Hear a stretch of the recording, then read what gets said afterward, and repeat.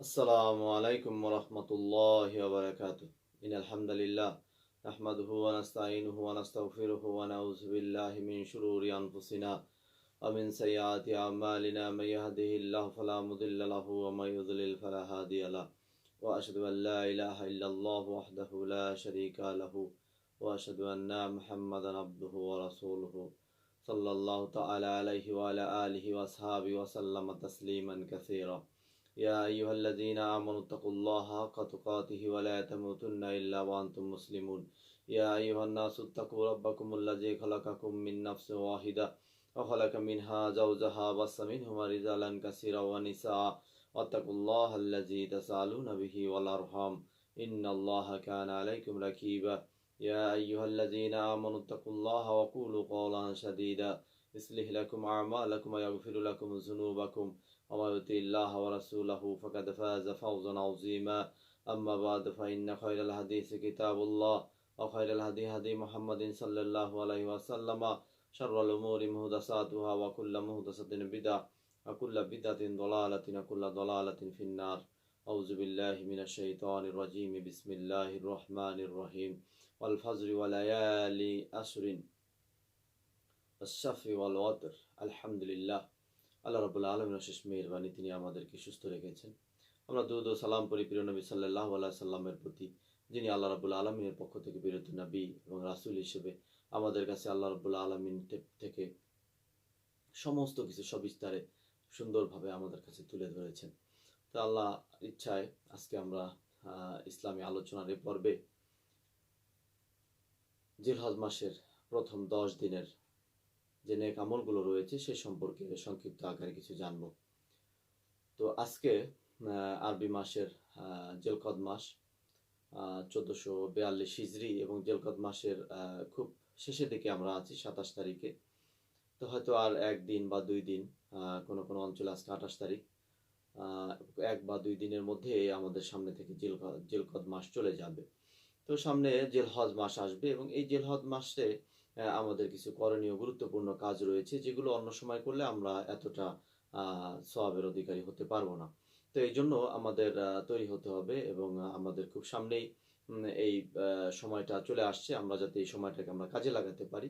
এই জন্য সংক্ষিপ্ত আকারে জিলহজ মাসে আমাদের প্রথম 10 দিনের কি কি নেক আমল রয়েছে এবং এই আমলগুলো করলে কতটুকু সওয়াবের অধিকারী আমরা হতে পারবো সে বিষয়ে সংক্ষিপ্ত আকারে আমরা আজকের আলোচনায় কিছু জানার চেষ্টা করব। তো শুরুতেই পবিত্র কোরআনের যে আয়াতটা আমি আপনাদের সামনে তুলে ধরলাম, এই আয়াতটা হচ্ছে পবিত্র কোরআনের আম্মা পারা, সর্বশেষ যে পারাটা রয়েছে 30 পারার ছোট একটি সূরা। সূরাটার হচ্ছে ধারাবাহিকভাবে 89 নম্বর সূরা, সূরা আল ফজর। এখানে আল্লাহ রাব্বুল আলামিন বলছেন ওয়াল ফাজরি ওয়া লায়ালিন আশরিন। তো এখানে আল্লাহ রাব্বুল আলামিন ফজর বলতে সকালে যে ফজর রয়েছে, আমরা ফজর নামাজ পড়ি, তার আগে সুবে সাদেক থেকে সূর্য উদয় পর্যন্ত যে সময়টা রয়েছে, আল্লাহ রাব্বুল আলামিন এই সময়ের শপথ করেছেন। এরপর আল্লাহ বলছেন ওয়া লায়ালিন আশরিন, এরপরে 10 রাতের শপথ আল্লাহ বলেছেন। তো এখানে এই যে 10টি রাতের কথা বলেছে আল্লাহ রাব্বুল, এই 10টি রাত কোন রাত? তো এই বিষয়ে তাফসীরের মধ্যে বিশেষ করে ইবনে আব্বাস রাদিয়াল্লাহু তাআলা বলেছেন যে এই যে আল্লাহ রাব্বুল আলামিন যে কোরআনে 10 রাতের কথা বলেছেন, বিশেষ করে তো এই রাতটা হচ্ছে জিলহজ মাসের 10 রাত। তো এই জন্য আমাদের সামনে যে জিলহজ মাসের যে আগামী 10টা রাত বা দিন চলে আসছে আমাদের সামনে, এই সময়টাকে আল্লাহ রাব্বুল আলামিন বোঝাবার জন্য এই লায়ালিন আশরিন বলতে এই 10 রাতের শপথ আল্লাহ করেছেন বলতে অনেক তাফসীরকারকও এই কথাই বলেছেন। তো এরপরে এটা হচ্ছে কোরআন থেকে, এবং আল্লাহ রাসূল সাল্লাল্লাহু আলাইহি ওয়াসাল্লাম এই 10 দিনের ইবাদতের ব্যাপারে যে কতটা গুরুত্ব আমাদের রয়েছে সে বিষয়ে আল্লাহ রাব্বুল আলামিন আমার রাসূলের মাধ্যমেও জানিয়েছেন আমাদেরকে। তো রাসূল সাল্লাল্লাহু আলাইহি সাল্লাম বলেছেন, এটা ইবনে আব্বাস রাদিয়াল্লাহু তাআলা থেকে বর্ণিত একটা হাদিস। তো এই হাদিসটা রয়েছে সহিহ আল বুখারীর 913 নম্বর হাদিস। তো সেখানে ইবনে আব্বাস থেকে বর্ণিত, তিনি বলছেন রাসূল সাল্লাল্লাহু আলাইহি সাল্লামকে জিজ্ঞেস করা হয়েছিল, রাসূল সাল্লাল্লাহু বলেছেন এই বিষয়ে, তিনি কি বলেছেন? বলছেন মাল আমালু ফি আইয়ামিল আশরি আফদালা মিনাল আমালি ফি হাযিহি। তো আল্লাহ রাসূল বলেছেন যে কি বলেছেন তিনি বলেছেন জিলহজ মাসের প্রথম দশকের বা জিলহজের দিনগুলোতে এই আমলের চেয়ে উত্তম কোনো আমল নেই, আল্লাহ রাসূল বলেছেন। এই যে জিলহজ মাসের যে আমরা প্রথমে যে আমলগুলো আমরা করব, এই আমলের চেয়ে উত্তম কোনো আমল নেই, আল্লাহ রাসূল সাল্লাল্লাহু আলাইহি ওয়াসাল্লাম এই কথা বলেছেন। তো তারপরে সাহাবায়ে কেরাম এই কথা শুনে বললেন যে আল্লাহর রাসূল, ওয়ালাল জিহাদ, তাহলে জিহাদ হচ্ছে এর চেয়ে উত্তম নয়? কারণ রাসূল সাল্লাল্লাহু আলাইহি ওয়াসাল্লাম যখন এ কথা বলেছিলেন তখন সব ইসলামী যে রাষ্ট্র ব্যবস্থা তিনি কায়েম করেছিলেন মদিনায়, সে রাষ্ট্র চারদিক থেকে শত্রুর মোকাবেলা করতে হতো, এবং তখন পবিত্র কোরআনের মধ্যে আল্লাহ রাব্বুল আলামিন রাসূল সাল্লাল্লাহু আলাইহি ওয়াসাল্লামকে বলেছেন, হে আল্লাহর রাসূল, আপনি মুমিনদেরকে জিহাদের জন্য উদ্বুদ্ধ করেন। রাসূল সাল্লাল্লাহু আলাইহি ওয়াসাল্লাম জিহাদের ব্যাপারে অনেক বা সবসময় বিভিন্ন বক্তব্য দিতেন সাহাবায়ে কেরাম রাদিয়াল্লাহু তাআলা আনহু এদের সামনে। তো এরপর রাসূল সাল্লাল্লাহু আলাইহি ওয়াসাল্লামের হাদিস রয়েছে, তিনি বলেছেন, আমার মন চায় যে আমি জিহাদ করি, আবার শহীদ হয়ে যাই, আবার জিহাদ করি, আবার শহীদ হয়ে যাই, আবার জীবিত হয়ে আবার জিহাদ করে শহীদ হয়ে যাই। এভাবে রাসূল সাল্লাল্লাহু আলাইহি ওয়াসাল্লাম আকাঙ্ক্ষা প্রকাশ করেছিলেন, জিহাদ এত উত্তম।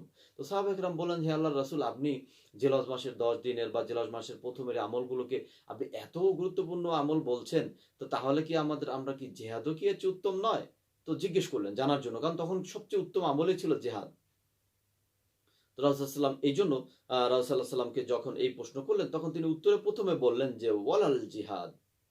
তবে প্রথমে বলছে যে নরমাল জিহাদ নয়, কিন্তু ওই জিহাদটা উত্তম। কোন জিহাদ? সেই জিহাদ সম্পর্কে বলছেন, ইল্লা রাজুলুন খারাজা খাতিরু বিনাফসিহি ওয়া মালিহি, এমন ব্যক্তির জিহাদ যিনি কি করলেন, তার জীবন এবং তার সম্পদ নিয়ে জিহাদে বেরিয়ে গেলেন। তার ইচ্ছা যে আর আমার জীবন নিয়ে আর আমি ফিরবো না, আমি জিহাদ করব, আমার জীবন, আমার সম্পদ এবং আমার জীবনটাকে আমি কি আল্লাহর পথে আমি ব্যয় করব। এই চিন্তা ভাবনা, এই একাগ্রতা নিয়ে যিনি বের হয়েছিলেন, আর সে ফিরে আসেননি, তার মানে শহীদ হয়ে গেছেন এক কথায়। ফালাম ইয়ারজিউ বিশাইইন, তিনি আর কিছু নিয়ে ফিরে আসেননি। দেখেন, তার জানমাল দুইটাকে আল্লাহর রাস্তায় তিনি কোরবান করে দিলেন। তো এরকম যে ব্যক্তি, তার জিহাদটা উত্তম হবে এই আমলের চেয়ে। কিন্তু এরকম যদি হয় যে জিহাদ করলো, আবার ফিরে আসলো জানমাল সব নিয়ে, বরং আবার গনিমত পেল, তার জিহাদের চেয়েও কি এই ১০ দিনের আমলটা উত্তম? এতটাই গুরুত্ব দিয়েছে আল্লাহ রাসূল সাল্লাল্লাহু আলাইহি ওয়াসাল্লাম। তারপরও সব অবস্থায় জিহাদের যে গুরুত্ব, সেটা তো আর নরমাল আমল দিয়ে পাওয়া যাবে না। কিন্তু এই আমলগুলো এত গুরুত্ব আল্লাহ রাসূল সাল্লাল্লাহু আলাইহি ওয়াসাল্লাম বোঝাতে গিয়ে বুঝিয়েছেন। এইজন্য আমরা যেন আগামী দিনগুলো, বিশেষ করে জিলহজ মাস আমাদের সামনে ১ বা ২ দিন পরে চলে আসবে। তো এই যে ১০ দিনের আমলগুলো যে এত গুরুত্ব, একটা হাদিসই যথেষ্ট। আরো অন্যান্য বিভিন্ন হাদিস গ্রন্থে এই দিনের গুরুত্ব সম্পর্কে রাসূল সাল্লাল্লাহু আলাইহি ওয়াসাল্লাম অনেক কিছু বলেছেন। যেহেতু আজকে সংক্ষিপ্ত আলোচনা, এইজন্য একটা উদ্ধৃতি দিলাম, আর এবং এই উদ্ধৃতিটা রয়েছে সহিহ আল বুখারীর ৯১৩ নম্বর হাদিস হচ্ছে এটা। কিতাবুল ঈদাইন, ২ ঈদের ঈদের যে অধ্যায় রয়েছে, সেখানে গেলে হাদিসটা আপনারা পাবেন ইনশাআল্লাহ। তো এইজন্য এই একটা হাদিসই যথেষ্ট এই আমল, এই সময়ের আমলকে গুরুত্বপূর্ণ, এর ফজিলত বোঝাবার জন্য। তো এইজন্য আমরা এই সময় আমলগুলো আমরা করব। তো এই সময়তে আরো কিছু আমল রয়েছে, সেগুলো দলিলের আকারে কিছু আমল সংক্ষিপ্তভাবে তুলে ধরব। তার মধ্যে অন্যতম হচ্ছে যে এই জিলহজ মাসের প্রথম দশকের যে আমলগুলো আমাদের সামনে, তার মধ্যে অন্যতম গুরুত্বপূর্ণ যে আমল রয়েছে, সেটা হচ্ছে হজ বা ওমরা করা। বিশেষ করে জিলহজ মাসের ৮ তারিখ থেকে ১০ তারিখ পর্যন্ত হজের মেইন কাজ, এরপর ১৩ তারিখ পর্যন্ত মিনায় কঙ্কর নিক্ষেপের যে কাজগুলো রয়েছে, এগুলো হজের জন্য এই সময়টা নির্দিষ্ট। এবং এই সময়তে যারা হজ করতে যান, তারা হজের সাথে ওমরাও করেন, আলাদাও করেন, আবার একসাথে হজ ওমরাও করেন। তো এই জন্য বিশেষভাবে এই সময়ে হজ এবং ওমরার তো কোনো তুলনায় নেই। তো যাদের পক্ষে সম্ভব, আল্লাহ রাব্বুল আলামিন যাদেরকে অর্থ দিয়েছেন এবং যাওয়ার মতো সামর্থ্য দিয়েছেন মক্কাতে হজ করার জন্য, তারা তো আলহামদুলিল্লাহ যাবেন। তাদের তো এই উত্তম আমল তো আর আমরা অন্য কিছু দিয়ে পাবো না। তো এই জন্য হজ ওমরা যদি করতে পারে, তাদের জন্য এটা তো উত্তম আমল এই সময়টাতে। তো সেই হজ এবং ওমরার একটা ফজিলত বলে দেব, যে হজ ওমরা এই সময়ের জন্য উত্তম একটা আমল, যে আল্লাহ রাসূল সাল্লাল্লাহু আলাইহি ওয়াসাল্লাম বলেছেন। সহিহ আল বুখারীর এই হাদিসটা রয়েছে, ও উমরা অধ্যায়, কিতাবুল উমরা একটা অধ্যায় রয়েছে, তার ১৬৪৭ নম্বর হাদিস এখানে এটা। তো সেখানে আবু হুরায়রা রাদিয়াল্লাহু তাআলা থেকে বর্ণিত, আল্লাহ রাসূল সাল্লাল্লাহু আলাইহি ওয়াসাল্লাম বলেছেন, আল উমরাতু ইলাল উমরাতি কাফফারাতুন লিমা বাইনাহুমা। একটা উমরা যদি কেউ করে, তাহলে সেই উমরাটা এবং সেই উমরার মাঝামাঝি আগের সময়ের সমস্ত গুনাহ ক্ষমা করে দেবেন আল্লাহ রাব্বুল আলামিন। তো এটা হচ্ছে উমরার ফজিলত। আর হজের ফজিলতটা কি? ওয়াল হাজ্জু মাবরুরু লাইসা লাহু জাযাউ ইল্লাল জান্নাত। এমন একটা হজ, যে হজটা আল্লাহর কাছে কবুল হয়ে গেছে, এখানে হজে মাবরুর বলা হয়েছে। হজে মাবরুর হচ্ছে এমন একটা হজ, যেটা আল্লাহ রাসূল সাল্লাল্লাহু আলাইহি ওয়াসাল্লামের একেবারে তরিকা অনুসারে সম্পূর্ণরূপে হজটা করলো, এবং সে হজে করার জন্য তার যেই আল্লাহ রাব্বুল আলামিন যে বলেছেন তুমি তাকওয়া নিয়ে আসো, তাকওয়া নিয়ে গেল, এবং তার রুজিটাও ছিল হালাল। এভাবে যে হজটা সে করেছে, আল্লাহ রাব্বুল আলামিনের কাছে কবুল হয়ে গেছে, এরকম একটা হজ। এরকম হজকেই বলা হয় কি? হজে মাবরুর। এই হজ যদি কেউ করতে পারেন, তাহলে তার প্রতিদান কি? তো আল্লাহ রাসূল সাল্লাল্লাহু আলাইহি ওয়াসাল্লাম বলেছেন, লাইসা লাহু জাযাউন ইল্লাল জান্নাহ, জান্নাত ছাড়া আর কোনো প্রতিদান নাই। তার মানে সেই লোকটা জান্নাতে যাবে। সুবহানাল্লাহি ওয়া বিহামদিহি সুবহানাল্লাহ আযীম। এইজন্য ওমরা পিছনের জীবনের গুনাহকে ক্ষমা করে এক ওমরা থেকে আরেক ওমরার মাঝখানে যেই গুনাহগুলো আছে সেগুলোকে ক্ষমা করে দেন আল্লাহ রাব্বুল আলামিন ওমরার উসিলায়। আর হজের উসিলাটা কি? হজে তো অন্য এক হাদিসের মধ্যে আছে হজ মানুষকে ওই দিনের মতো নিষ্পাপ করে ফেলে যেই দিন আমরা মায়ের গর্ভ থেকে জন্মগ্রহণ করেছিলাম নিষ্পাপ অবস্থায়। তো এইজন্য আল্লাহ রাব্বুল আলামিন আমাদেরকে এই হজের যে ফরজ ইবাদতটা দিয়েছেন সেটা এই জিলহজ মাসের ১ম দশকে। এটা অন্য সময় চাইলেই করা যাবে না। অর্থ সম্পদ থাকলেও মক্কা গিয়ে ওই সময় অবস্থান করলেও আপনি হজ করতে পারবেন না। এই সময়ই করতে হবে। জিলহজ মাসের ৮ তারিখ থেকে ১০ তারিখে মেইন কাজ রয়েছে এবং এরপরে ১৩ তারিখ পর্যন্ত আরো কিছু কাজ রয়েছে। তো এইজন্য জিলহজ মাসের উত্তম আমলের মধ্যে হচ্ছে হজ এবং উমরা একটা উত্তম আমল। যাদের পক্ষে সম্ভব আল্লাহ যাদের তৌফিক দিয়েছেন তারা যাবেন। এবছর বৈশ্বিক মহামারী করোনার কারণে ২০২১ সালের যেই মহামারী চলছে, এই মহামারীর কারণে হয়তো সৌদি আরবের বাইরে যারা আছেন তাদের পক্ষে যাওয়া সম্ভব হবে না। এইজন্য ইচ্ছা থাকা সত্ত্বেও আমরা হয়তো এই আমল আমরা করতে পারছি না। তারপরে যারা আলহামদুলিল্লাহ একেবারে আগে থেকে নিয়ত করে রেখেছেন, সেই অনুসারে প্রস্তুতি নিয়েছেন, অবশ্যই আল্লাহ রাব্বুল আলামিন আমাদের এই নিয়তের গুণে অবশ্যই সওয়াব দিবেন ইনশাআল্লাহ। তো এরপরে দ্বিতীয় যে আমলটার কথা বলবো এই জিলহজ মাসের ১ম দশকে, তার মধ্যে হচ্ছে যে এই দশকে আমরা বেশি, বেশি করে আমাদেরকে সিয়াম পালন করা। বিশেষ করে ১ থেকে ৯ তারিখ পর্যন্ত সিয়াম পালন করার খুবই গুরুত্ব রয়েছে।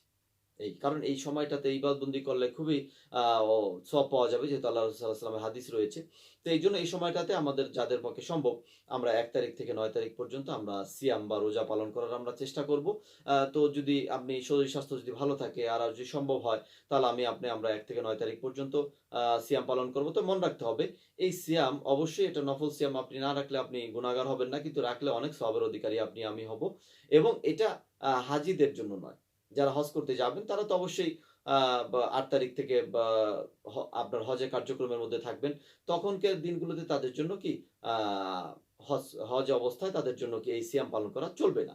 তো এইজন্য যারা হজ করতে যাবেন, যারা হজের অবস্থায় থাকবেন তাদের জন্য এই সিয়াম নয়। অন্যরা যারা হজ করবেন না বা আমরা যারা দূরে থাকবো সবার জন্য ওই সময়টাতে ১ থেকে ৯ তারিখ পর্যন্ত জিলহজ মাসের যদি সিয়াম পালন করতে আমরা পারি তাহলে অনেক, অনেক সওয়াবের অধিকারী আমরা হতে পারবো।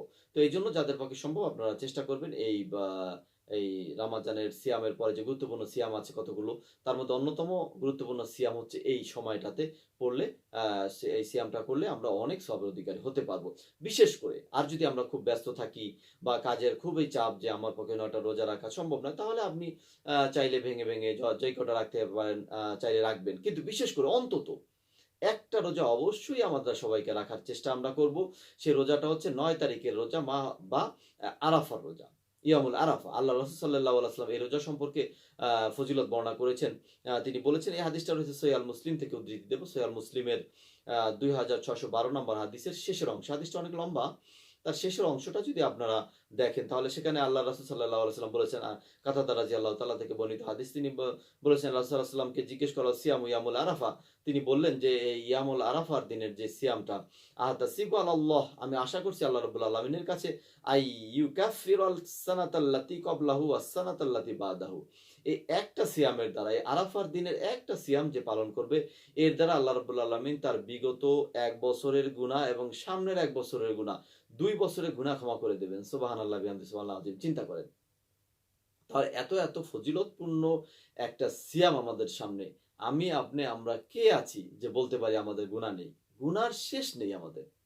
যে যত বেশি আমরা ইবাদতবন্দি করি না কেন, আমরা যে মনে করি আমাদের গুনাহ নেই, ভুল হবে। কারণ ইবাদতবন্দি আমরা করব আল্লাহ রাব্বুল আলামিনের দয়া পাওয়ার জন্য। এটা কোনটা কবুল হলো এটা তো আমরা জানি না। এজন্য আমরা যেন মনে করে বসে না থাকি যে আমি তো অনেক ইবাদতবন্দি নামাজ রোজা করি আমার গুনাহ ক্ষমা হয়ে গেছে। এই বিশ্বাস এইটা আমরা মনে করে থাকবো না। তবে আমাদের আল্লাহ রাব্বুল আলামিনের কাছে ক্ষমার আশা আমরা সর্ব অবস্থায় করি। এজন্য আমরা সবসময় ক্ষমা চেয়ে যাইবো। আমরা ইনশাআল্লাহ আল্লাহ ক্ষমা করবেন। এই আশা আমাদের থাকবে।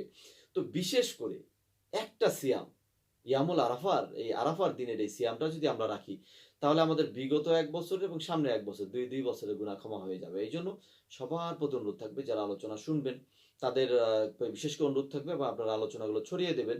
সবাইকে বলবো, সবাই সবার পরিবারকে, আত্মীয়স্বজন সবাইকে বলবেন যে আসেন আমরা পিছনের জীবনে যদি রেখে না রাখি তাহলে আমরা ঠিক আরাফার দিনে আমরা এই সিয়ামটা পালন করব। পালন করলে আমাদের পিছনে 1 বছর এবং সামনের 1 বছর গুনাহ ক্ষমা হয়ে যাবে।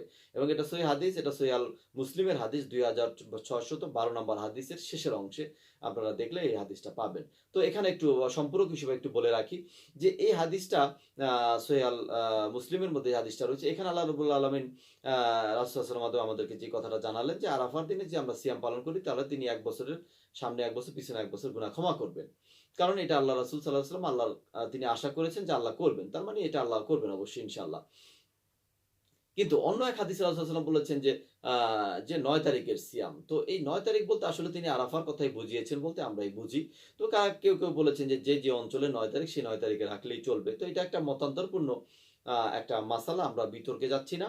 তবে যেহেতু আরাফার দিনের কথা সহিহ মুসলিমের মধ্যে আছে এবং এই হাদিসটা সহিহ সনদ এবং শক্তিশালী, যেহেতু এটা সবচেয়ে আ সহিহ গ্রন্থের মধ্যে অন্যতম যে সহিহ মুসলিম তার মধ্যে রয়েছে।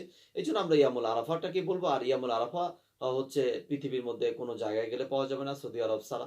যেহেতু আরাফার দিনটা সৌদি আরবের জন্য নির্দিষ্ট। তো এইজন্য ইয়ামুল আরাফাকে যদি আমরা গুরুত্ব দেই আমাদের জন্য বেশি গুরুত্বপূর্ণ হবে। তবে কেউ যদি বলেন না ৯ তারিখ যেহেতু আছে, আমি আমার দেশের যেদিন ৯ তারিখ হয় আমি সেই দিন রাখবো, তাহলে তিনি রাখতে পারেন ইনশাআল্লাহ। আশা করি তাদেরটাও কবুল হবে। তবে আপনি যদি একেবারে নির্ঝঞ্ঝাট মুক্ত থাকতে চান যে না আমি এই সিয়ামটা আমি পালন করে একেবারে আমার ২ বছর গুনাহ আমি ক্ষমা চেয়ে নেব, তাহলে যদি সৌদি আরবের সাথে আরাফার দিনটা যদি আপনার আমার দেশের সাথে এক হয় তাহলে তো কথা নেই, একটাই চলবে। আর যদি দেখেন যে আমাদের দেশে একদিন আরাফা হলো আর সৌদি আরবে তার আগের দিন বা পরের দিন হয়ে গেল, তাহলে আমরা ২টা রোজা সিয়াম পালন করবো অন্ততপক্ষে, তাহলে আর বিতর্ক থাকলো না, আমরা এই ফজিলত থেকে আর বঞ্চিত হলাম না। তো এটা হচ্ছে যে বিতর্কের একটা সমাধানের কথা আমি বলে দিলাম আপনাদের জন্য। তবে আপনি যদি আমাকে জিজ্ঞেস করেন আপনি কি করেন, তাহলে আমি যেটা বলবো সেটা হচ্ছে যে আমি যে অঞ্চলেই থাকি না কেন আমি ইয়ামুল আরাফা বলতে আরাফার দিনকে গুরুত্ব দেবো, যেহেতু আরাফা সৌদি আরব ছাড়া নেই। এইজন্য আপনাদেরকেও বলবো যদি আপনারা এটা গুরুত্ব দেন তাহলে আরো বেশি আমাদের জন্য কি ভালো হবে বলে আমি মনে করি। তো এইজন্য আমরা ইয়ামুল আরাফার দিনে আমরা সিয়াম পালন করবো ইনশাআল্লাহ। সবাইকে বিশেষভাবে অনুরোধ। তবে অন্য কেউ যদি ৯ তারিখের কথা বলেন তর্কে জড়াবেন না, কারণ এগুলো তর্কের বিষয় না। এটা নফল ইবাদত, যদি করি আমরা অনেক ফজিলত পাবো, না করলে কোনো আমরা গুনাহগার আমরা হব না। তো এইজন্য সবাইকে অনুরোধ থাকবে যে আমরা আসেন আমরা আরাফার দিনের সিয়ামটা আমরা পালন করবো, তাহলে পিছনের ১ বছর সামনের ১ বছরের গুনাহ ক্ষমা হয়ে যাবে ইনশাআল্লাহ। তো এটা হচ্ছে অন্যতম এই জিলহজের প্রথম দশকের ইবাদত যে উত্তম, তার মধ্যে কি ইবাদত করবো, তার মধ্যে এই যে সিয়ামের কথা বললাম ২য় নাম্বার। আর ৩য় নাম্বার হচ্ছে যে এই প্রথম দশকের অন্যতম ইবাদতের মধ্যে ৩য় নাম্বার যেটার গুরুত্বপূর্ণ ইবাদতের কথা আমরা বলবো, সেটা হচ্ছে যে কোরবানি করা। বিশেষ করে আমাদের সামনে কোরবানি। এই কোরবানিটা আমরা হয়তো এই সম্পর্কে আমাদের অনেকেই ধারণা রয়েছে। কোরবানি করা আ সম্পর্কে অধিকাংশ ওলামায়ে কেরাম আ আমাদের দেশে যারা আছেন তারা অধিকাংশ ওলামায়ে কেরাম এটাকে ওয়াজিব বলেন এবং গবেষক ওলামায়ে কেরাম বিশেষ করে আ ব বর্তমান যুগের অন্যতম শ্রেষ্ঠ আ যারা মুহাদ্দিসগণ ছিলেন তারা এবং যারা কোরআন এবং সুন্নাহ নিয়ে ব্যাপক গবেষণা করেন এরকম যে বিদ্বানগণ আছেন, আমি নাম বললে অনেকে হয়তো বলতে পারেন যে কেউ কারো অনুসরণ আমরা করছি। আসলে বিষয়টা তা নয়। তো সহিহ হাদিসের আলোকে তারা এই মাসালা বের করেছেন। তো তাদের অধিকাংশেরই গবেষক ওলামায়ে কেরামের মত হচ্ছে যে আ এই কোরবানিটা হচ্ছে সুন্নাতুল মুআক্কাদা। সুন্নাতুল মুআক্কাদা কি? আপনি এটা বিশেষ তাগিদ রয়েছে, ছাড়লে গুনাহ হবে না, কিন্তু আপনি বিশেষভাবে করবেন। তবে এই কোরবানিটা অনেক বেশি গুরুত্বপূর্ণ একটা ইবাদত। আপনি অন্যান্য সুন্নতের মতো যদি মনে করেন যে আপনি রাখলেও হবে না রাখলেও হবে এরকম মনে করবেন। এটা সুন্নাতে মুআক্কাদা ঠিক আছে, তবে এটার গুরুত্ব রয়েছে। আমরা সুন্নাতে মুআক্কাদাই মনে করি কোরবানিটাকে, কিন্তু এটা গুরুত্বপূর্ণ সুন্নাত। কিরকম গুরুত্বপূর্ণ সুন্নাত সে বিষয়ে আল্লাহ ২ টা উদ্ধৃতি দেব। একটা হচ্ছে আল্লাহ রাসূল সাল্লাল্লাহু আলাইহি ওয়াসাল্লাম তিনি মদিনাতে ১০ বছর ছিলেন, এরপর তিনি ইন্তেকাল করেছেন ১০ম হিজরিতে। তো এই ১০ বছরে তিনি কোনো বছর কোরবানিকে বাদ দেননি। এইজন্য যারা সামর্থ্যবান তারা কোরবানি দেবেন। আর অন্য এক হাদিসের মধ্যে আছে, এটাও হাদিস, রাসূল সাল্লাল্লাহু আলাইহি ওয়াসাল্লাম বলেছেন কেউ যদি সামর্থ্যবান কিন্তু সে কোরবানি করলো না, সেজন্য আমাদের ঈদগাহে না আসে। তো এই হাদিসটার আলোকে এই ২ টা হাদিসের গুরুত্ব আ থেকে আমরা এই হাদিস ২ টার কথার গুরুত্বকে আমরা যদি বিশ্লেষণ করি তাহলে আমরা দেখতে পাই যে এই কোরবানির অনেক গুরুত্ব রয়েছে। এইজন্য কোরবানি যারা সামর্থ্যবান অবশ্যই চেষ্টা করবেন কোরবানিটা দেয়ার জন্য।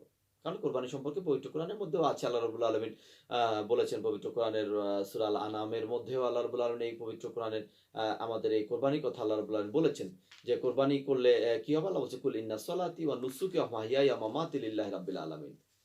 হে আল্লাহর রাসূল আপনি বলুন যে নিশ্চয়ই আমার নামাজ, ইন্না সলাতি ওয়া নুসুকি আমার কোরবানি, আল্লাহ বলছেন।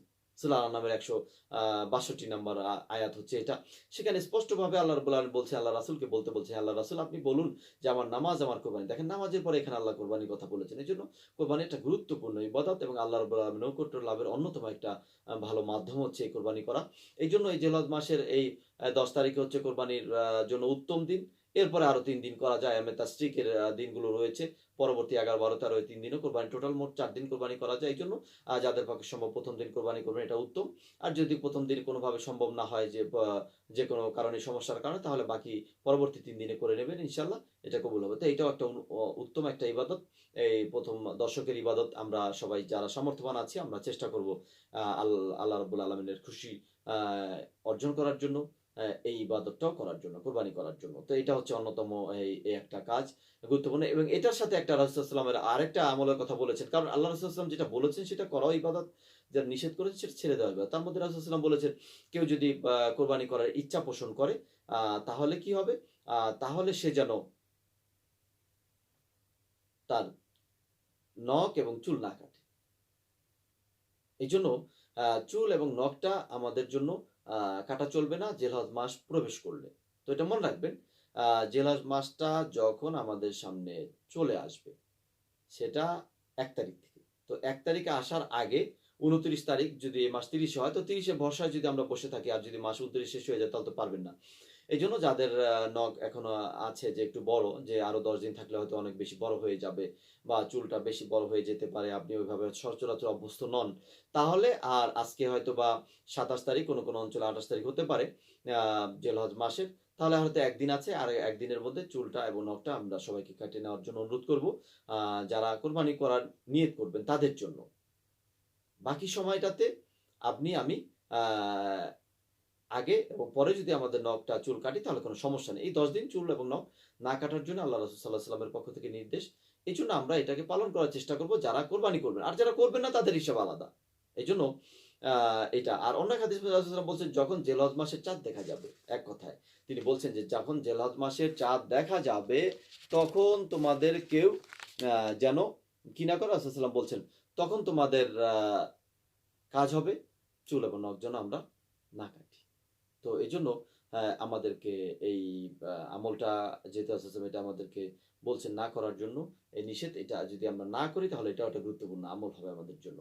তাহলে এটা মনে রাখবেন, যারা কোরবানি করার ইচ্ছা আছে এবং আপনারা বা সামর্থ্য রাখেন, ব্যবস্থা করতে পারবেন, আপনারা ১ তারিখ আসার আগেই চুল এবং নখ কেটে রাখবেন ইনশাআল্লাহ। এটা কাটার চেষ্টা করবেন না। তো এটা অন্যতম একটা আমল। আরেকটা গুরুত্বপূর্ণ আমল যেটা এই সময়টাতে আমাদের জন্য বিশেষ করে রয়েছে। তো সেই আমলটা হচ্ছে বেশি, বেশি করে তাকবীর বলা। তাকবীর বেশি, বেশি করে বলতে হবে। আ সে তাকবীর গুলো কি? তাকবীর কয়েক ধরনের আছে। তো আমরা যে তাকবীরটা বিশেষ করে এই ২ ঈদের সময়, ঈদের দিনে ফজরের সময় থেকে শুরু করে আ জিলহজ মাসের আ যে ঈদুল আযহা, সেটার ১৩ তারিখ আসর পর্যন্ত যেই তাকবীর পড়া হয়, যে আল্লাহু আকবার, আল্লাহু আকবার, লা ইলাহা ইল্লাল্লাহ, আল্লাহু আকবার, আল্লাহু আকবার, ওয়ালিল্লাহিল হামদ। এই যে তাকবীর রয়েছে, এই তাকবীর বেশি, বেশি করে পড়া এই সময়টাতে। এটা এতটাই গুরুত্বপূর্ণ। এই তাকবীরটা এতটাই গুরুত্বপূর্ণ। আরেকটা আ উদ্ধৃতিও দেবে এই বিষয়ের উপরে। এই তাকবীরটা এত গুরুত্বপূর্ণ যে এই সময়টা যখন চলে আসতো, তখন আবু হুরায়রা রাদিয়াল্লাহু তাআলা আনহু, ইবনে ওমর রাদিয়াল্লাহু তাআলা, তারা তাদের আশেপাশের বাজারগুলোতে চলে যেতেন, যেখানে লোক সমাগম হতো। তো সেখানে যেতেন এবং তারা সেখানে গিয়ে তাকবীর বলতেন। তো তারা তাকবীর বলার কারণে আশেপাশের লোকজন মনে করত তারা আল্লাহর রাসূলের সাল্লাল্লাহু আলাইহি সাল্লামের সম্মানিত সাহাবী, তারা তাকবীর বলছেন, আমরাও বলি। তারাও তাকবীর বলত। তার মানে এটা একটা এত গুরুত্বপূর্ণ আমল যে এই সাহাবায়ে কেরাম এই আমলটাকে যেন অন্যদের মধ্যে ছড়িয়ে দেওয়ার জন্য তারা নিজেদের থেকে আগ বাড়িয়ে গিয়ে আপনার জোরে, জোরে তাকবীর বলতেন। তো এইজন্য আমাদের আ যাদের পক্ষে সম্ভব, এটা সবসময়ই করবেন। শুধুমাত্র এমন নয়, আমরা হয়তোবা আগে থেকে আমরা জেনে আসছি যে এই তাকবীর শুধুমাত্র আ এই বা কি বলে? জিলহজ মাসের ১০ তারিখ থেকে, মানে ঈদ থেকে, ঈদের দিন থেকে শুরু করে, ফজর থেকে শুরু করে ১৩ তারিখ পর্যন্ত আসর পর্যন্ত পড়তে, এটাই আমরা আমল করে আসি মনে করি। বিষয়টা আসলে তা না। এই সময় তো করবেনই আপনি। তো 1 তারিখ থেকেই আমাদের এই আমলগুলো চালিয়ে যেতে হবে। নামাজের পরে পড়তে পারেন, এমনিতেই পড়তে পারেন। তাকবীর আল্লাহ রাব্বুল আলামিনের শ্রেষ্ঠত্ব আমরা বর্ণনা করব। এটা যেকোনো সময় আমরা করতে পারি। এজন্য তেমন কোনো নির্দিষ্ট সময়ের প্রয়োজন নেই। যেকোনো সময় তাকবীরটা আমরা বলব। এছাড়া মুসনাদ আহমদের সহিহ সনদে আরেকটা হাদিস বর্ণিত আছে যে এই সময় কোন আমলগুলো আমরা করব। সে বিষয়ে আল্লাহ রাসূল সাল্লাল্লাহু আলাইহি ওয়াসাল্লামের পক্ষ থেকে একটা নির্দেশনা রয়েছে। তিনি বলছেন বেশি, বেশি করে তাহলিল পড়ার জন্য। আর তাহলিল হচ্ছে কি লা ইলাহা ইল্লাল্লাহ। আমরা এই সময় বেশি, বেশি করে তাহলিল পড়ব। কাজে থাকলেও তো এটা মনে, মনে পড়া যায়। কোন সমস্যা নাই। এজন্য বেশি, বেশি করে লা ইলাহা ইল্লাল্লাহ পড়ব। এরপরে বলছেন যে আল্লাহ রাসূল সাল্লাল্লাহু আলাইহি ওয়াসাল্লাম বলছেন তাকবীর পড়ো তোমরা আর তাহমিদ পড়ো। আর তাকবীর হচ্ছে আল্লাহু আকবার। এজন্য যদি কেউ ওইটা যদি মুখস্থ না থাকে যে আল্লাহু আকবার, আল্লাহু আকবার, লা ইলাহা ইল্লাল্লাহ, আল্লাহু আকবার, আল্লাহু আকবার, লিল্লাহিল হামদ। এটা মুখস্থ না থাকলে শুধু তাকবীর বললেও চলবে। আল্লাহু আকবার, আল্লাহু আকবার অন্তত এটা হলো অন্তত আমরা পড়ব। কারণ এটাও সহিহ সনদ মুসনাদ আহমদের সহিহ সনদে বর্ণিত এই হাদিসটাও আছে। এর পাশাপাশি আল্লাহ রাসূল সাল্লাল্লাহু আলাইহি ওয়াসাল্লাম বলেছেন যে তাহমিদ বলার জন্য। আর তাহমিদ হচ্ছে হামদ বা আল্লাহর প্রশংসা বর্ণনা করা। তো সেটা হচ্ছে আলহামদুলিল্লাহ। আমরা আলহামদুলিল্লাহ পড়ব বেশি, বেশি করে। এরপরে এর সাথে আরো লম্বা করে আছে সুবহানাল্লাহ, আলহামদুলিল্লাহ, ওয়া লা ইলাহা ইল্লাল্লাহ, আল্লাহু আকবার। এগুলো আমরা বেশি, বেশি করে পড়ব। এই সময়টাতে। বেশি, বেশি করে পড়লেই আমরা অনেক নেকির অধিকারী আমরা হতে পারব। তো আর এগুলো হচ্ছে মোটামুটি অতিরিক্ত আমল হিসেবে যেগুলো আমরা সচরাচর আমাদের হয়তো করা হয় না। এই জিলহজ মাসের বিশেষ ফজিলতের কারণে এই আমলগুলো। এগুলো এছাড়া আরো কিছু আ আমাদের জন্য কিছু নফল কিন্তু অনেক ফজিলতপূর্ণ কিছু আমল বলব যেগুলো আমরা এই সময়টাতে যদি করতে পারি তাহলে এমনিতেই তো এগুলোর অনেক ফজিলত আরো বেশি ফজিলতপূর্ণ হয়ে যাবে। এইজন্য আপনাদের জন্য। তো তার মধ্যে বিশেষ করে আমরা এই সময়টাতে আরো আমরা যেগুলো করতে পারি কালিমাতুত তাওহীদ এই জাতীয় অনেক দোয়া রয়েছে তার মধ্যে বিশেষ করে লা ইলাহা ইল্লাল্লাহু ওয়াহদাহু লা শারীকা লাহু লাহুল মুলকু ওয়া লাহুল হামদু ওয়া হুয়া আলা কুল্লি শাইইন কাদির। এই দোয়াগুলো আমরা বেশি, বেশি করে পড়তে পারি। এটা অনেক ফজিলতপূর্ণ দোয়া। এই ফেরেশতারা এগুলোর সওয়াব নেয়ার জন্য কি করেন? তাড়াহুড়ো করেন। যে কত দ্রুত আল্লাহ রাব্বুল আলামিনের কাছে এই সওয়াবগুলো পৌঁছে দিবেন তারা। তো এইজন্য আমরা যারা এগুলো পারি লা ইলাহা ইল্লাল্লাহু ওয়াহদাহু লা শারীকা লাহুল মুলকু ওয়া লাহুল হামদু ওয়া হুয়া আলা কুল্লি শাইইন কাদির। আমরা বেশি, বেশি করে পড়ি। সকাল সন্ধ্যা পড়েন। সুবহানাল্লাহি ওয়া বিহামদিহি সুবহানাল আযীমি বিহামদিহি। সহিহ বুখারীর সর্বশেষ হাদিস যে আল্লাহ রাসূল সাল্লাল্লাহু আলাইহি ওয়াসাল্লাম বলেছেন, ২ টা বাক্য রয়েছে আল্লাহ রাব্বুল আলামিনের কাছে খুবই প্রিয়। বলা খুবই সহজ, মুখে উচ্চারণ অনেক সহজ। কিন্তু মিজানের পাল্লায় কিয়ামতের দিন আমাদের আমল যখন আল্লাহ ওজন করবে তখন খুবই ভারী। বলছে সেগুলো কি? তা তিনি আবার বলছেন সেগুলো জানিয়ে দিচ্ছেন। সুবহানাল্লাহি ওয়া বিহামদিহি সুবহানাল আযীম। অন্যত্র সুবহানাল্লাহি ওয়া বিহামদিহি আছে। সুবহানাল্লাহি বিহামদিহি সুবহানাল আযীমি বিহামদিহি রয়েছে। তো এভাবে করে এই যে ছোট, ছোট বাক্যগুলো এগুলো আ সহিহ বর্ণনা খুবই ফজিলতপূর্ণ।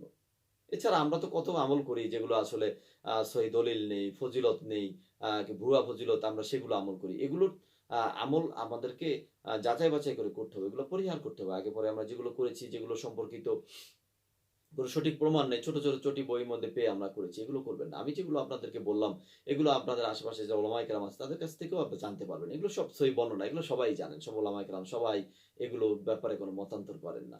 তো এইজন্য আমরা বিশেষ করে এই আমলগুলো আমরা করব। এরপরে বেশি, বেশি করে আমরা বা আল্লাহ রাব্বুল আলামিনের কাছে আমাদের গুনাহ ক্ষমা চাইবো এই সময়টাতে। তো সেই গুনাহ ক্ষমার জন্য আস্তাগফিরুল্লাহ ওয়া আতুবু ইলাইহি সংক্ষিপ্ত আ তাওবা এটা আমরা করতে পারি। আস্তাগফিরুল্লাহ, আতুবু ইলাইহি খুবই ছোট বলতে পারি আমরা। এছাড়া সাইয়্যিদুল ইস্তিগফার একটা তওবা রয়েছে মানে তওবার সর্দার বলা হয় এটাকে। ২ লাইনের মতো সর্বোচ্চ। আল্লাহুম্মা আনতা রাব্বি লা ইলাহা ইল্লা আনতা খলাকতানি ওয়া আনা আবদুকা ওয়া আনা আলা আহদিকা ওয়া আদিকা মাসতাতাতু আউযু বিকা মিন শাররি মা সানাতু আবু লাকা বিনি'মাতিকা আলাইয়া আবু বিযামবি ফাগফিরলি ফা ইন্নাহু লা ইয়াগফিরুয যুনুবা ইল্লা আনতা। বেশি হলে ২ বা ৩ লাইন হবে। এই যে সাইয়্যিদুল ইস্তিগফার এটা এত ফজিলতপূর্ণ, এত ফজিলতপূর্ণ। আল্লাহর রাসূল সাল্লাল্লাহু আলাইহি ওয়াসাল্লাম বলেছেন সহিহ ফজিলত এটা। যে কেউ যদি সকাল বেলায় সাইয়্যিদুল ইস্তিগফার পড়ে এবং ওই দিনে যদি সে মারা যায় সে জান্নাতে যাবে। সুবহানাল্লাহ। আর যদি কেউ সন্ধ্যাতে এই সাইয়্যিদুল ইস্তিগফারটা পড়ে এবং সে যদি ওই রাতে মারা যায় তাহলে সে জান্নাতে যাবে। চিন্তা করেছেন? সামান্য ২ এবং ৩ লাইনের একটা দোয়া এটা যদি আমরা একটা তওবা এটা যদি মুখস্থ করতে পারি আর ওই দিন যদি মারা যায় তাহলে জান্নাতে যাবে। এই জান্নাতে যাওয়ার নিশ্চয়তা এর চেয়ে ভালো নিশ্চয়তা কি হতে পারে আমাদের সামনে? কি হতে পারে? তো এইজন্য আমরা চেষ্টা করব সবাই আমরা চেষ্টা করব সাইয়্যিদুল ইস্তেগফার যাদের মুখস্থ নেই সবাইকে আমি অনুরোধ করব যে আসেন আমরা সাইয়্যিদুল ইস্তেগফারটাকে মুখস্থ করি। এটা বিভিন্ন ছোট, ছোট বইয়ের মধ্যেও আছে সাইয়্যিদুল ইস্তেগফার নামে। এরপরে আপনাদের যারা iPhone, Android আছে সেখানে হিসনুল মুসলিম আ দোয়ার একটা অ্যাপ রয়েছে। সেখানে গেলে এবং অনেক ভুরি, ভুরি দোয়ার অ্যাপ রয়েছে। সেখানে গেলেও আপনারা সাইয়্যিদুল ইস্তেগফার খোঁজ করলে আপনারা পাবেন এটা। আর যদি এরপরও কেউ খুঁজে না পান তাহলে আশেপাশে যে ওলামায়ে কেরাম তাদেরকে বললে তারা আপনাদেরকে এটা বের করে দিবেন। এটা হচ্ছে সহিহ একটা ফজিলতপূর্ণ তওবা এবং তওবার সর্দার। তো এবং জান্নাতের নিশ্চয়তা আছে। তো এইজন্য আমরা যে সংক্ষিপ্ত যে আমলগুলোর কথা বলেছি আমরা এগুলো আমরা বিশেষ করে করব। আর সবসময় যে আমলগুলো আমরা করে আসতাম ওগুলো আবার ছাড়বেন না। যে নামাজ আ আ সবসময় যে আমরা ফরজ নামাজগুলো আমরা পড়তাম, বিশেষ করে এগুলো আমরা চালিয়ে যাব। এরপর যারা তাহাজ্জুদ পড়তেন রাতের বেলা আমরা রাতে সেই তাহাজ্জুদ একটু কান্নাকাটি নিয়মিত করতেন। এখন চাইলে আরো বাড়িয়ে দিবেন কিন্তু কমিয়ে দেবেন না। এগুলো চলবে। এবং অন্যান্য যে নফল নামাজগুলো আমরা যাদের নিয়মিত অভ্যাস রয়েছে যে আপনি সবসময় কিছু না কিছু নফল নামাজগুলো পড়েন, বিভিন্ন জিকিরগুলো আপনি করেন যেগুলো এই যে বললাম আম ফজিলতপূর্ণ জিকিরগুলো, এগুলো যারা করতেন নিয়মিত এগুলোও থাকবে। এগুলো আবার বাদ দেবেন না। এগুলো নিয়মিত যেগুলো করবেন, সহিহ যেগুলো আমল আপনি নিয়মিত আপনি নিয়মিত চালিয়ে যাচ্ছি ওগুলো থাকবে। এর পাশাপাশি এই যে নতুন করে এই সময়ের জন্য বিশেষভাবে যে ইবাদতগুলো আছে যেগুলো করলে অনেক বেশি সওয়াবের অধিকারী আমরা হতে পারবো, এগুলো আমাদেরকে করতে হবে। তো এইজন্য সংক্ষিপ্ত আকারে আজকের আলোচনা এই পর্যন্তই। তো শুরু থেকে আরেকবার একটু আ রিভিউ আকারে একটু বলে দেব যাতে আমাদের পক্ষে সম্ভব হয় আ এই আমলগুলো করার জন্য। এজন্য সবাইকে অনুরোধ করব। আর হয়তো ১ বা ২ দিন পরে আমাদের সামনে জিলহজ মাস চলে আসছে। ২০২১ সালের যে জিলহজ মাসটা, এই জিলহজ মাসের জন্য আমরা এই গুরুত্বপূর্ণ ইবাদতগুলো আমরা করে আমাদের আমলকে অনেক বেশি ভারী করতে পারি। আল্লাহ রাব্বুল আলামিনের কাছে আমরা দামি একজন বান্দা হতে পারি। এই সুযোগ আমাদের এই জিলহজ মাসটা চলে গেলে, এই ১ম দশক চলে গেলে আর আমরা পাবো না। এইজন্য এই দশকে আমাদের গুরুত্বপূর্ণ আমল রয়েছে। এই সম্পর্কে রাসূল সাল্লাল্লাহু আলাইহি ওয়াসাল্লাম বলেছেন, শুরুতে উদ্ধৃতি দিয়েছি সেটা আল্লাহ রাসূল সাল্লাল্লাহু আলাইহি ওয়াসাল্লাম বলেছেন, এই সময়ের আমল কেউ যদি জানমাল নিয়ে বেরিয়ে যায় জিহাদে আর ফিরে না আসে, এই ব্যক্তি ছাড়া বাকি সব মানুষের আমল হচ্ছে এটা গুরুত্বপূর্ণ আমল। অন্যান্য সমস্ত আমল হচ্ছে এটা গুরুত্বপূর্ণ। এইজন্য আমরা এই আমলগুলো আমরা করে যাব এই সময়টাতে। সেই আমলগুলো কি? তার মধ্যে হচ্ছে যাদের পক্ষে সম্ভব ছিল বা সম্ভব আছে তারা হজ ওমরা করবেন। খুবই গুরুত্বপূর্ণ এই সময়ের জন্য। আর যারা হজ ওমরা করার সামর্থ্য রাখি না, আমাদের সবার জন্য যে অন্যান্য যে ইবাদতগুলো রয়েছে তার মধ্যে অন্যতম হচ্ছে এই জিলহজ মাসের ১ থেকে ৯ তারিখ পর্যন্ত সিয়াম পালন করার চেষ্টা করবেন, রোজা। আর যদি ১ থেকে ৯ পর্যন্ত রাখতে না রাখেন তাহলে ৯ তারিখে আরাফার দিন অবশ্যই সিয়াম পালন করবেন। তাতে পিছনের ১ বছর, সামনের ১ বছর, ২ বছরের গুনাহ ক্ষমা হয়ে যাবে। এটা অন্যতম একটা গুরুত্বপূর্ণ ইবাদত এবং এই সময়ের জন্য নির্দিষ্ট অন্য সময় এটা করতে পারবেন না। এটা আমাদেরকে করতে হবে। এরপরে যে ইবাদতটা গুরুত্বপূর্ণ সেটা হচ্ছে যে এই সময়ের অন্যতম ইবাদত হচ্ছে কোরবানি করা। এই কোরবানিটা অনেক গুরুত্বপূর্ণ। আল্লাহ সাল্লাল্লাহু আলাইহি ওয়াসাল্লাম তার জীবদ্দশাতে শেষ ১০ বছর তিনি নিয়মিত কোরবানি করেছেন। এজন্য আমরা যারা সামর্থ্যবান আছি আমরা অবশ্যই কোরবানি আমরা করার চেষ্টা করব। এটা অনেক সওয়াবের একটা কাজ এবং আল্লাহর নৈকট্য লাভ করার জন্য অন্যতম একটা মাধ্যম। এইজন্য কোরবানি করবেন এই সময়ে। এরপর যারা কোরবানি করার জন্য আ ইচ্ছা প্রকাশ করবেন যে আমি কোরবানি করব, নিয়ত করে ফেলেছেন, আপনারা আমার জন্য আ জিলহজ মাস আসলে চাঁদ দেখা গেলে আর নখ এবং চুল কাটবেন না। এটা হচ্ছে বিধি নিষেধাজ্ঞা। এজন্য নখ চুল কাটবেন না। আ এটা জিলহজ মাসের চাঁদ দেখা আ প মানে ১০ তারিখের ঈদের দিন পর্যন্ত বা কোরবানি পর্যন্ত করবেন না। কোরবানির পরে আবার করবেন। তো এটা বিশেষ করে এটা সবাই এটা মনে রাখে এটা করতে হবে আমাদেরকে। আ এই আমলটাও করতে হবে। এটা থেকে বিরত থাকাও একটা আমল। এরপরে বেশি করে আমরা তাকবীর বলব। আর তাকবীর বলে বিভিন্ন ধরনের আছে। তার মধ্যে অন্যতম আল্লাহু আকবার, আল্লাহু আকবার, লা ইলাহা ইল্লাল্লাহ, আল্লাহু আকবার, আল্লাহু আকবার, লিল্লাহিল হামদ। এই তাকবীর আমরা বলব।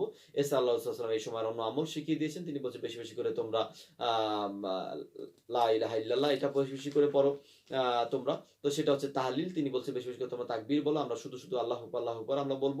অথবা আমরা আলহামদুলিল্লাহ, আলহামদুলিল্লাহ বিশেষ করে বলব।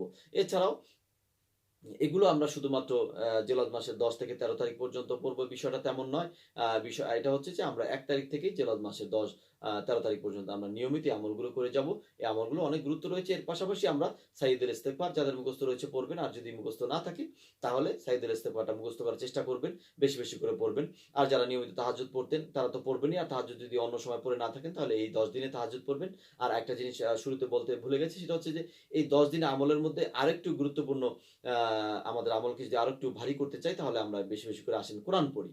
কারণ আ কোরআনের একটা অক্ষর পড়লে 10টা নেকি পাওয়া যায়। যেহেতু এই সময়টাতে ইবাদতের অনেক মূল্য, এইজন্য ওই 10 নেকি আরো বেশি পাওয়ারফুল হয়ে যাবে। এজন্য আমরা বিশেষ করে এই 9 দিনের মধ্যে যদি সম্ভব হয় কারো পক্ষে আপনি পুরো কোরআন শরীফ পড়তে পারেন, না পারলে যতটুকু পারেন পড়বেন।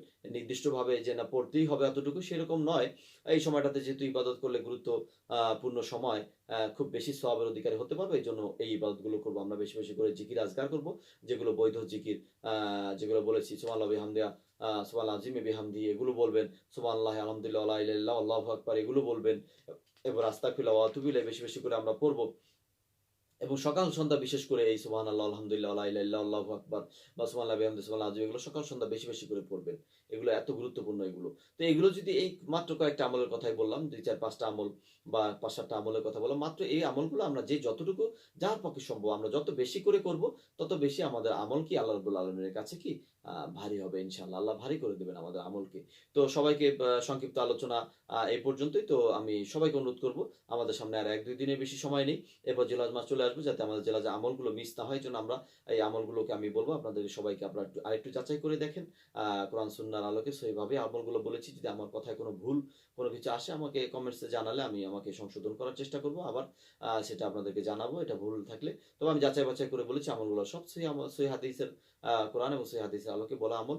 এই আমলগুলো আপনাদের সবাইকে করার জন্য অনুরোধ করব এবং বিশেষ করে আপনারা এই আমলগুলো নিজে করবেন এবং অন্যকে আপনারা এগুলো ছড়িয়ে দিবেন পরিবারের মধ্যে এবং অন্যকেও আমরা ছড়িয়ে দিবেন। তাহলে আপনিও সওয়াব পাবেন, আমরাও সওয়াব পাবো। তো আল্লাহ রাব্বুল আলামিন আমাদের সকলকে একজন আমলদার মুমিন হিসেবে, একজন নেককার বান্দা হিসেবে তার কবুল করুন এবং আমাদের সামনে চলার পথকে তুমি সহজ করে দাও আল্লাহ এবং আমাদেরকে যে অবস্থায় রাখো তুমি মুসলিম অবস্থায় আমাদেরকে রেখো। আমাদের যারা আত্মীয়স্বজন দুনিয়া থেকে চলে গেছে তুমি তাদেরকে গুনাহ ক্ষমা করে দাও, জান্নাতুল ফেরদাউস নসিব করো। তাদের কবরকে আলোকিত করে দাও, তুমি কবরকে প্রশস্ত করে দাও।